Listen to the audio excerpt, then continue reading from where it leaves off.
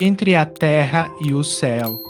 Sétimo livro da coleção, A Vida no Mundo Espiritual. Ditado pelo espírito André Luiz e psicografado pelo médium brasileiro Francisco Cândido Xavier, em 1954. Capítulo 22. Irmã Clara. Na noite imediata às experiências que descrevemos, o ministro convidou-nos a visitar a irmã Clara, a quem pediria socorro em favor do esclarecimento de Odila.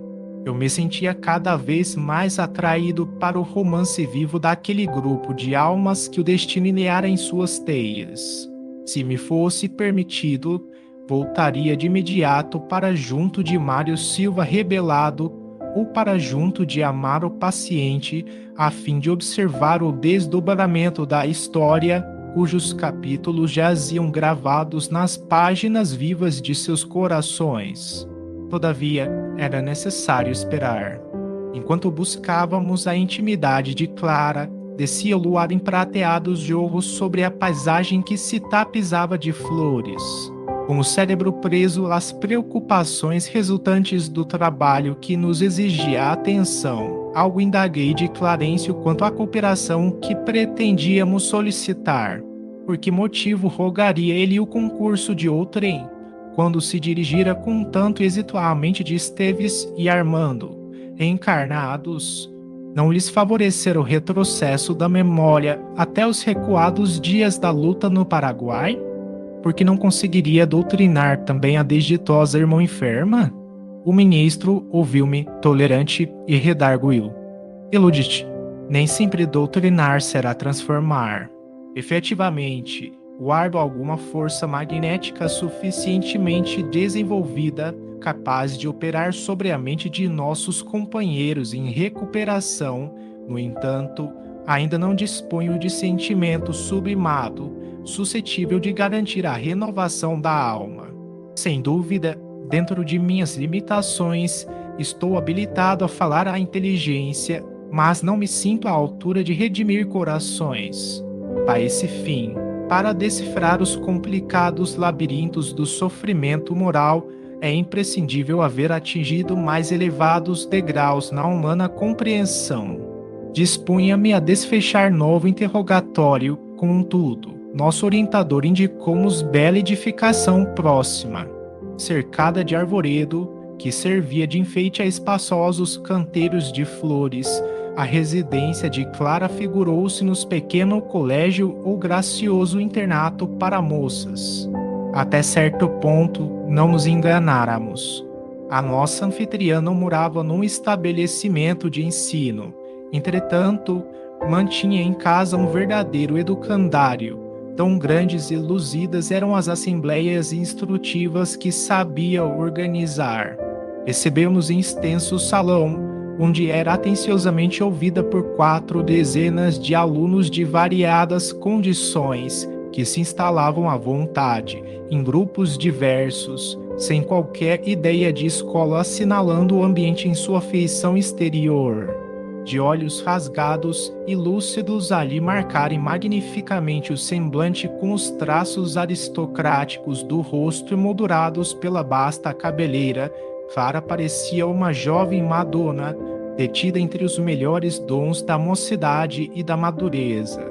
Estendeu-nos as mãos pequenas e finas, respondendo-nos às saudações com alegria sincera.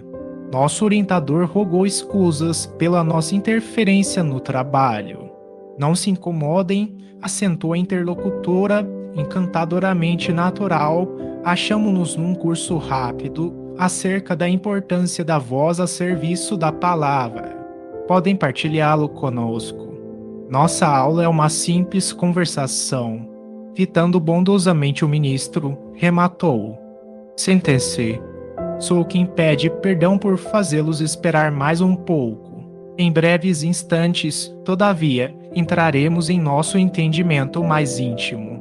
E, voltando à poltrona que nada tinha de cátedra, sem qualquer atitude professoral, tão grande era o doce ambiente de maternidade que sabia irradiar de si, começou a dizer para os aprendizes: conforme estudamos na noite de hoje, a palavra qualquer que ela seja, surge invariavelmente dotada de energias elétricas específicas, libertando raios de natureza dinâmica.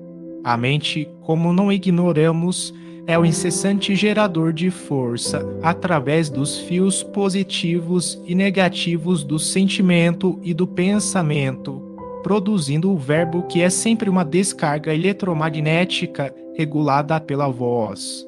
Por isso mesmo, em todos os nossos campos de atividade, a voz nos tonaliza a exteriorização, reclamando o apuro de vida interior, de vez que a palavra, depois do impulso mental, vive na base da criação. É por ela que os homens se aproximam e se ajustam para o serviço que lhes compete e, pela voz, o trabalho pode ser favorecido ou retardado no espaço e no tempo. Dentro da pausa ligeira que se fizera espontânea, simpática senhora interrogou: mas para que tenhamos a solução do problema, é indispensável jamais nos encolerizarmos. Sim, elucidou a instrutora. Calma, indiscutivelmente, a cólera não aproveita ninguém. Não passa de perigoso curto-circuito de nossas forças mentais, por defeito na instalação de nosso mundo emotivo, arremessando raios destruidores ao redor de nossos passos. Sorrindo bem-humorada, acrescentou: em tais ocasiões, se não encontramos junto de nós alguém com o material isolante da oração ou da paciência, o súbito desequilíbrio de nossas energias estabelece os mais altos prejuízos à nossa vida, porque os pensamentos desvairados, em se interiorizando, provocam a temporária cegueira de nossa mente, arrojando-a em sensações de remoto pretérito, nas quais como que descemos quase sem perceber a infelizes experiências da animalidade inferior. A cólera, segundo reconhecemos, não pode e nem deve comparecer em nossas observações relativas à voz. A criatura enfurecida é um dínamo em descontrole, cujo contacto pode gerar as mais estranhas perturbações. Um moço, com evidente interesse nas lições, argumentou: e se substituíssemos o termo cólera pelo termo indignação? Irmã Clara pensou alguns instantes e redarguiu: efetivamente, não poderíamos completar os nossos apontamentos sem analisar a indignação como estado da alma por vezes necessário. Naturalmente é imprescindível fugir aos excessos. Contrariar-se a alguém a propósito de bagatelas e a todos os instantes do dia será baratear os dons da vida, desperdiçando-os de modo inconsequente, sem o mínimo proveito para si mesmo ou para os outros. Imaginemos a indignação por subida de tensão na usina de nossos recursos orgânicos, criando efeitos especiais à eficiência de nossas tarefas. Nos casos de exceção, em que semelhante diferença de potencial ocorre em nossa vida íntima, não podemos esquecer o controle da inflexão vocal. Assim como a administração da energia elétrica reclama atenção para a voltagem, precisamos vigiar a nossa indignação, principalmente quando seja imperioso vertê-la através da palavra, carregando a nossa voz tão somente com a força suscetível de ser aproveitada por aqueles a quem endereçamos a carga de nossos sentimentos. É indispensável modular a expressão da frase, como se gradua a emissão elétrica. E, ante a assembleia que registrava os ensinamentos com justificável respeito, prosseguiu, depois de ligeiro intervalo: nossa vida pode ser comparada a grande curso educativo em cujas classes inumeráveis damos e recebemos, ajudamos e somos ajudados. A serenidade, em todas as circunstâncias, será sempre a nossa melhor conselheira, mas, em alguns aspectos de nossa luta, a indignação é necessária para marcar a nossa repulsa contra os atos deliberados de rebelião ante as leis do Senhor. Essa elevada tensão de espírito, porém, nunca deve arrojar-se à violência e jamais deve perder a dignidade de que fomos investidos, recebendo da divina confiança a graça do conhecimento superior. Basta, dentro dela, a nossa abstenção dos atos que intimamente reprovamos, porque a nossa atitude é uma corrente de indução magnética. Em torno de nós, quem simpatiza conosco geralmente faz aquilo que nos vê fazer. Nosso exemplo, em razão disso, é um fulcro de atração. Precisamos, assim, de muita cautela com a palavra nos momentos de tensão alta do nosso mundo emotivo, a fim de que a nossa voz não se desmande em gritos selvagens ou em considerações cruéis que não passam de choques mortíferos que infligimos aos outros, semeando espinheiros de antipatia e revolta que nos prejudicarão a própria tarefa. Um amigo que acompanhava os ensinamentos, com interesse em vulgar, perguntou, respeitoso: Irmã Clara, como devemos interpretar as perturbações da voz, como, por exemplo, a gaguez e a diplofonia?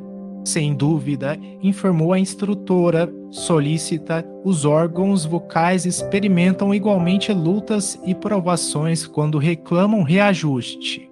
Por intermédio da voz, praticamos vários delitos de tirania mental e, através dela, nos cabe reparar os débitos contraídos. As enfermidades dessa ordem compelem-nos ao trabalho de recuperação no silêncio, de vez que, sofrendo alheia observação, aprendemos pouco a pouco a governar os próprios impulsos, afeiçoando-os ao bem. A orientadora, que falava com absoluta simplicidade e à maneira de um anjo maternal dirigindo-se aos filhinhos, comentou, ainda por alguns minutos, o tema singular com surpreendente primor de definição. Depois, fim da aula, permaneceram no belo domicílio tão somente algumas jovens que encontravam em nossa anfitriã desvelada benfeitora. Clara convidou-nos à pequena peça contígua e o ministro deu-lhe a conhecer o objetivo de nossa visitação. Alguém na terra precisava ouvi-la a fim de modificar-se. A interlocutora perguntou, com carinho, quanto às particularidades do serviço que pretendíamos realizar. Clarencio resumiu o drama que nos empolgava a atenção. Quando se inteirou de que a amargurada mulher devia renunciar ao companheiro que permanecia na terra, vimos imensa compaixão se estampar no rosto. Seus olhos enevoaram-se de lágrimas que não chegaram a cair. Compreendi que a nobre instrutora, aureolada de soberanos valores morais, trazia consigo profundas mágoas e manifestas. Certamente, buscávamos reconforto para um coração infeliz num coração que talvez estivesse padecendo ainda mais. Pobre criatura, disse a orientadora, comovida. E, afirmando-se com tempo bastante para ausentar-se, acolheu-nos o apelo e dispôs-se a seguir-nos generosamente.